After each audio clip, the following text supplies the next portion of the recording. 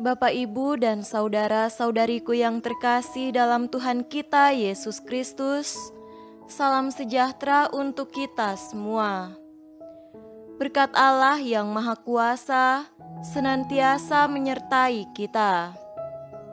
Marilah kita mendengarkan dan merenungkan bacaan-bacaan kitab suci hari Jumat tanggal 31 Desember tahun 2021. Bacaan pertama dari surat pertama Rasul Yohanes pasal 2 ayat 18 sampai 21. Anak-anakku, waktu ini adalah waktu yang terakhir, dan seperti yang telah kamu dengar, seorang antikristus akan datang. Sekarang telah bangkit banyak antikristus. Itulah tandanya bahwa waktu ini benar-benar adalah waktu yang terakhir. Memang mereka berasal dari antara kita, tetapi mereka tidak sungguh-sungguh termasuk pada kita, sebab jika mereka sungguh-sungguh termasuk pada kita, niscaya mereka tetap bersama-sama dengan kita. Tetapi hal itu terjadi supaya menjadi nyata bahwa tidak semua mereka sungguh-sungguh termasuk pada kita. Tetapi kamu telah beroleh pengurapan dari Yang Kudus, dan dengan demikian kamu semua mengetahuinya. Aku menulis kepadamu bukan karena kamu tidak mengetahui kebenaran, tetapi justru karena kamu mengetahuinya, dan karena kamu juga mengetahui bahwa tidak ada dusta yang berasal dari kebenaran. Demikianlah sabda Tuhan. Syukur kepada Allah.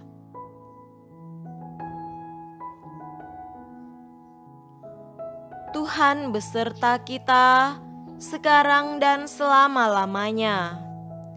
Inilah Injil suci menurut Yohanes. Dimuliakanlah Tuhan.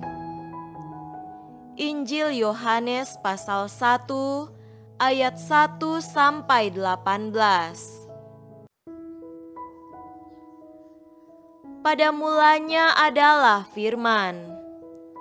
Firman itu bersama-sama dengan Allah, dan Firman itu adalah Allah.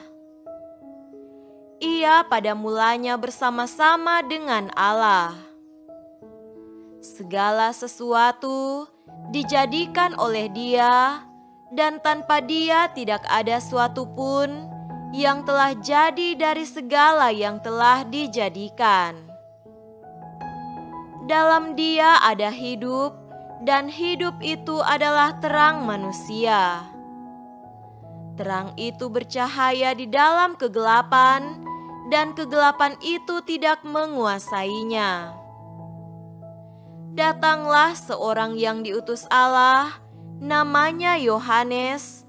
Ia datang sebagai saksi untuk memberi kesaksian tentang terang itu, supaya oleh Dia semua orang menjadi percaya. Ia bukan terang itu, tetapi ia harus memberi kesaksian tentang terang itu. Terang yang sesungguhnya, yang menerangi setiap orang, sedang datang ke dalam dunia.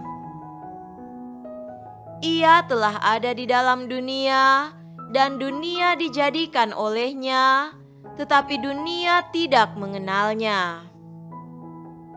Ia datang kepada pemilik kepunyaannya, tetapi orang-orang kepunyaannya itu tidak menerimanya. Tetapi semua orang yang menerimanya diberinya kuasa supaya menjadi anak-anak Allah, yaitu mereka yang percaya dalam namanya.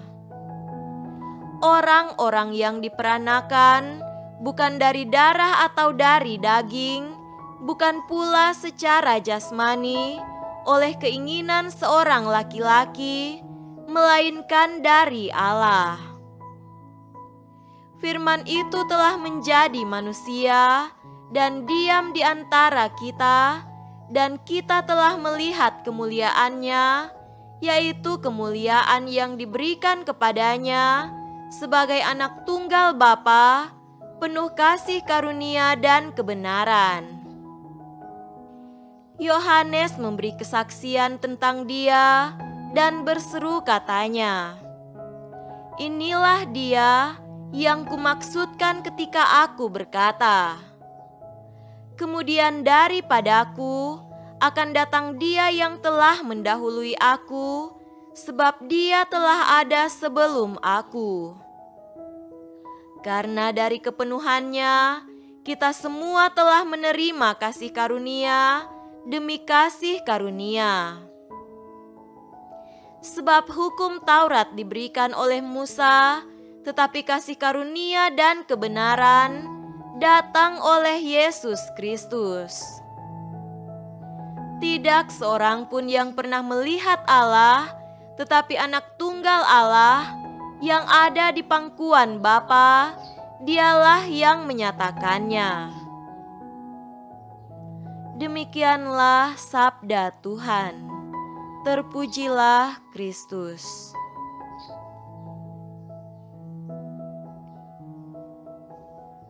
Saudara-saudariku yang terkasih dalam Tuhan kita Yesus Kristus, tema renungan kita pada hari ini adalah berani melawan dusta. Jayat Sudrajat dari Media Group menyebut tahun 2017 sebagai tahun hoaks, tahun penuh dusta. Penebar berita dusta beranak pinak. Jari-jari mereka membuat ratusan ribuan akun. Sampai akhir tahun 2021 ini pun masih ada yang terus memproduksinya. Dusta menjadi bisnis bernilai tinggi dengan entitas politik sebagai konsumen utamanya. Mereka menjadikannya sebagai senjata pilihan untuk menghancurkan lawan. Menurut kitab Kejadian, iblis adalah makhluk pertama yang memutarbalikkan firman Allah untuk berdusta. Dusta adalah senjata racikan iblis untuk menyesatkan dan menewaskan manusia. Adam dan Hawa menjadi korban pertama hoaks racikan iblis. Karena itu, iblis si ular tua disebut sebagai bapa para pendusta. Konsekuensinya, mereka yang suka memakai firman Allah dan ajaran agama untuk berdusta disebut turunan ular beludak. Iblislah yang menjadi bapa mereka. Saudara terkasih, bacaan akhir tahun ini mewartakan bahwa Yesus Kristus adalah firman yang lahir sebagai manusia. Ia lahir untuk memberikan kesaksian tentang kebenaran Allah, tentang manusia, tentang seluruh alam semesta. Ia dapat mengatakan kebenaran tentang semuanya karena ia pada mulanya ada pada Allah, dan oleh Dia semua yang ada telah diciptakan. Karena itu, Dialah yang dapat mengatakan kebenaran tentang Allah, tentang manusia dan seluruh ciptaan. Dialah yang dapat menerangi cakrawala hidup manusia, bahkan Dia adalah hidup itu sendiri.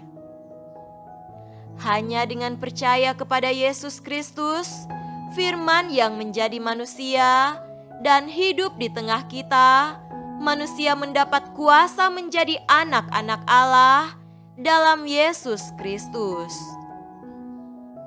Dialah yang membuat manusia mengenal dan mencintai Allah sebagai Bapa dengan hidup sebagai putra dan putri Allah.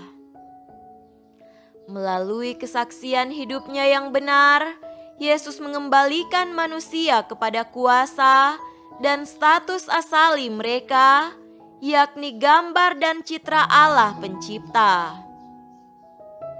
Mengembalikan manusia sebagai pewaris kerajaan terang dan kuasa kasih, sukacita dan karya-karya besar Allah Pencipta dan Bapa segala makhluk.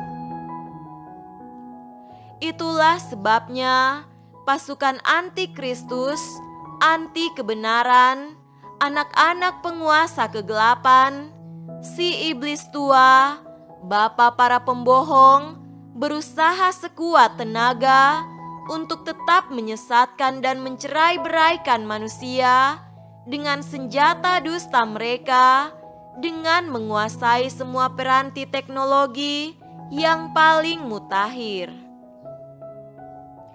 Dalam hal ini, banyak kali anak-anak kegelapan itu tampil lebih giat dari anak-anak terang. Saudara-saudariku terkasih, mengapa ada dusta di antara kita? Menurut bacaan pertama, karena di tengah kita ada juga orang mau menjadi turunan iblis. Ada juga dalam masyarakat, gereja dan keluarga kita yang gemar menggunakan dusta sebagai senjata untuk melindungi diri dan meniti karir. Mereka tega merusak karakter dirinya sebagai saksi-saksi kebenaran dan menjual diri kepada dusta demi karir dan prestise, kuasa, harta dan nikmat dunia. Siapapun bisa menjadi pendusta, namun Yesus telah datang untuk menjadi terang kebenaran.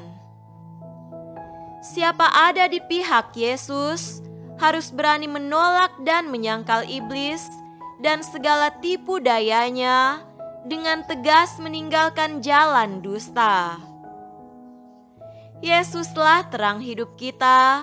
Berkat kedatangannya, tirai bait Allah terbuka dan semua menjadi transparan. Surga dan bumi bersatu menyembah Allah Bapa. Semoga demikian. Amin.